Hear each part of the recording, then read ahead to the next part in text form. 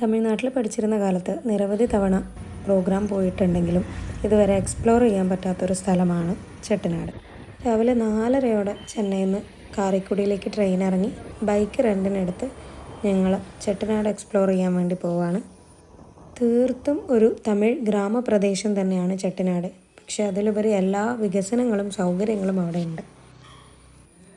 150 വർഷങ്ങൾക്ക് മുന്നേ തന്നെ ആ ഗ്രാമത്തിലെ ചെട്ടിയാന്മാർ പണിത വീടുകളും പിന്നീട് പാലസായി തീർന്ന വീടുകളും ഒക്കെയാണ് അവിടുത്തെ ഏറ്റവും പ്രധാന കാഴ്ച. ആ കാലത്ത് മൂപ്പ് ഭരിച്ചിരുന്ന പ്രതാപശാലികളായ ചട്ടിയാന്മാരാണ് ഈ കാണുന്ന വീടുകളും പാലസുകളും ഒക്കെ നിർമ്മിച്ചിരിക്കുന്നത്. പക്ഷെ ആ ഒരു കാലത്ത് തന്നെ ഇമ്പോർട്ടഡ് ആയിട്ടുള്ള പല ഫേർണിച്ചർ കൊണ്ടും മറ്റ് പല സംഗതികൾ കൊണ്ടും ഇവരെങ്ങനെയാണ് ഈ ഒരു വീട് ഉണ്ടാക്കിയിട്ടുണ്ടാവുക എന്നത് ഒരു അത്ഭുതം തന്നെയാണ്. കേരളത്തിലെ പഴയ 4 കെട്ടുകളും 8 കെട്ടുകളും 16 കെട്ടുകളൊക്കെ ആയിട്ട് ഈ വീടുകൾക്ക് സാമ്യം ഉണ്ട് എന്ന് എനിക്ക് തോന്നി. അത് പുറമേ കാണാനുള്ള സാമ്യമല്ല. കാരണം എന്താണെന്ന് വെച്ചാൽ എല്ലാ വീടിൻ്റെയും അകത്തളങ്ങളിൽ നടുമുറ്റം എന്നുള്ളത് മസ്റ്റായിട്ടുള്ളൊരു കാര്യമാണ്. കഴിഞ്ഞ കുറേ കാലങ്ങളായിട്ട് ചെട്ടിയാർ വീടുകളുടെ പ്രാഗൽഭ്യമൊക്കെ വെറും സിനിമകളിലേക്ക് മാത്രം ഒതുങ്ങി പോവാറുണ്ട്, അതും തമിഴ് സിനിമകളിൽ. പഴയ വീടുകളോട്, പഴയ ഫർണിച്ചറുകളോട്, ആർട്ട്, സ്കൾപ്ചർ ഇതിനോടൊക്കെ താല്പര്യമുള്ളവർക്ക് തീർച്ചയായിട്ടും വന്ന് കാണേണ്ട ഒരു സ്ഥലം തന്നെയാണ് ചെട്ടിനാട്.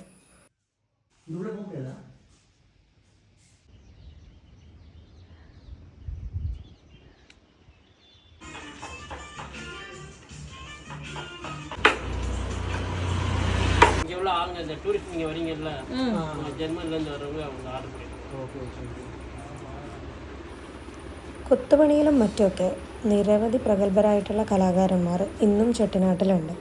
ഈ കാണുന്നവയൊക്കെ അമേരിക്കയിലും ജർമ്മനിയിലേക്കും മറ്റ് പല വിദേശ രാജ്യങ്ങളിലേക്കും ഓർഡർ കൊടുത്ത് അവർ ചെയ്യാൻ വേണ്ടി കൊടുത്തിരിക്കുന്നതാണ്. ഏകദേശം ഉച്ചയായപ്പോഴേക്കും ഞങ്ങൾ ഭക്ഷണം കഴിക്കാൻ വേണ്ടി കയറിയിട്ടുള്ള ഒരു റെസ്റ്റോറൻ്റാണിത്. പക്ഷേ ആദ്യം ഞങ്ങൾ വേറൊരു ചെട്ടിയാർ വീടാണ് എന്ന് കരുതിയാണ് കയറിയത്. ആക്ച്വലി ഇത് പഴയൊരു ചെട്ടിയാർ വീട് തന്നെയാണ്. അവിടെ സ്റ്റേയും റെസ്റ്റോറൻറ്റും ഒക്കെ ഉണ്ട്. അപ്പം അങ്ങനെ ഞങ്ങൾ അവിടെ കയറി അവിടെ നിന്നാണ് ഫുഡ് കഴിച്ചത്. ചെട്ടിയാന്മാർ പണ്ട് മലബാറിലേക്ക് വരാനുള്ളൊരു സാഹചര്യം ഉണ്ടായിരുന്നു അത്രേ. അങ്ങനെ അവർ മലബാറിലേക്ക് വന്ന് നമ്മുടെ മലബാറീസിൻ്റെ ഫുഡ് വളരെയേറെ ഇഷ്ടപ്പെട്ട് അവരത് പിന്നീട് ചെട്ടിനാട്ടിലേക്ക് കൊണ്ടുവരികയും അവരുടേതായ രീതിയിൽ അതിനെ എക്സ്പ്ലോർ ചെയ്യുകയും ചെയ്തിട്ടുണ്ട്. അങ്ങനെയാണ് അത്ര ചെട്ടിനാട് ഫുഡ് വളരെയേറെ ഫേമസ് ആവാനുള്ള കാരണം എന്നുമാണ് അവിടെയുള്ളവർ പറയുന്നത്. ഭക്ഷണത്തിന് ശേഷം ഞങ്ങൾ നേരെ പോയത് ചെട്ടിനാട്ടിലെ കണ്ടാങ്കി സാരികൾ വിൽക്കുന്ന നെയ്ത്തുശാലകളിലേക്കാണ്. 1000-1500 രൂപ മുതൽ തുടങ്ങുന്ന സാരികളാണ് ഇവിടെയുള്ളത്.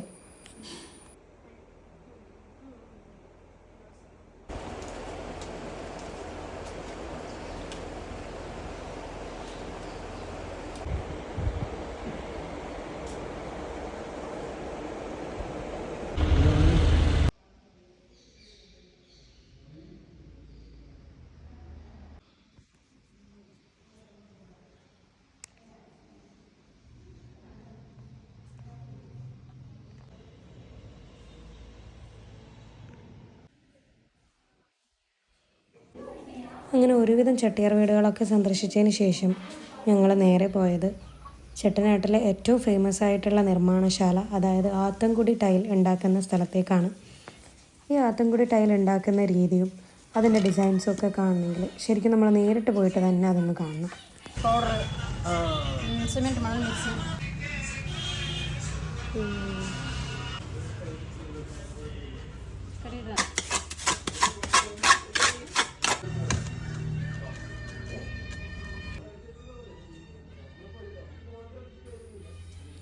ഏകദേശം വൈകുന്നേരം ആയപ്പോഴേക്കും നല്ല ക്ഷീണം കാരണം ഞങ്ങൾ ഇന്നത്തെ യാത്ര ഇവിടെ അവസാനിപ്പിച്ചു.